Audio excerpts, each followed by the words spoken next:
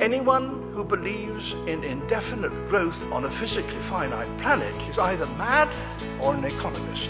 We don't want to focus politics on a notion that involves the rejection of principles around which a large majority of our fellow citizens organize their lives. We are not as endlessly manipulable and as predictable as you would think. This year, 2014, as you all will have noticed, the centenary of the outbreak of World War I. And coming over here from the United States, one of the things that's really striking when you come here is just how much World War I stuff is going on in Britain. I gather the BBC has scheduled 4 full years of programming already, so you have all of that to look forward to. And it seems like you've been very much plunged into the minutiae of 1914 and the lead up to World War I in Britain over the last few months. But what I want to do today is really go in the opposite direction, toward the very big picture, and try to make sense of the history of warfare across the very, very large scale.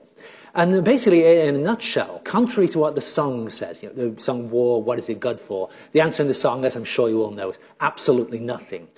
Well, contrary to that, the reason that there's been so much war in what historians write about, why war has played such a prominent part in the story, is in fact, it seems to me that when we look on the long-term history, war really has been good for something.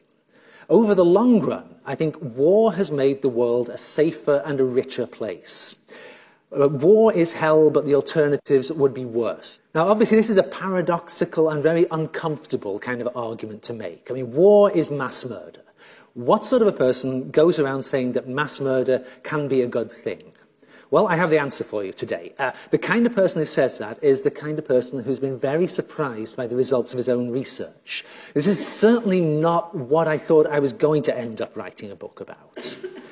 Now, if this argument is true, if when we look on the long term, war really has had major positive side effects for humanity, I think this has major implications for our thinking about war in the contemporary world. I mean, if we're interested in a safer and richer world in the 21st century, then surely understanding the functions of war in earlier human history has got to be important for trying to move us in that direction.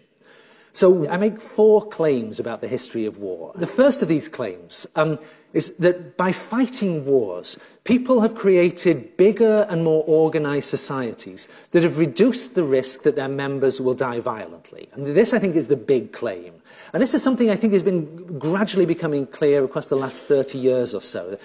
One of the things we now know is that if you went back 10,000 years, back into the Stone Age, you would find societies very different from the ones we live in. Everybody in the world was a hunter-gatherer. Everybody in the world lives in tiny little groups, usually a dozen or so people, very unstructured groups, very few constraints on people. Because of this, we've evolved as animals that are capable of using violence. There were relatively few constraints on people if they decided to use violence to settle their arguments. And the way it seems it worked was you get very few big battles in the Stone Age or anything like that, but you get this constant sort of background noise of low-level violence, homicides and raids and feuds.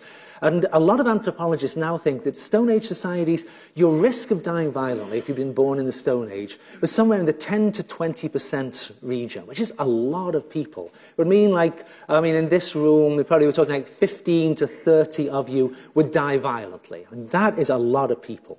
If you fast forward to the 20th century, and the time of 2 world wars, nuclear weapons get used, genocides are committed, in the 20th century, something between 100 and 200 million people died violently, probably. An astronomical, mind-boggling number.